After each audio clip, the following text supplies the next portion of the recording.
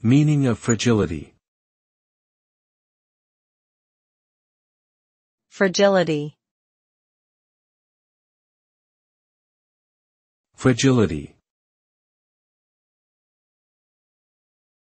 Fragility.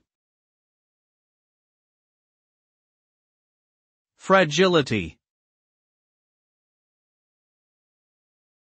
Fragility is the quality or state of being easily broken, damaged, or destroyed.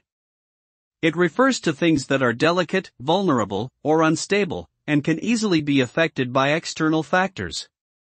Fragility can apply to physical objects, such as glass or eggs, as well as to abstract concepts, such as economies, ecosystems, or relationships. When something is fragile, it requires careful handling and protection to prevent damage or destruction. Failure to recognize and address fragility can lead to costly and far-reaching consequences, ranging from simple inconvenience to catastrophic collapse.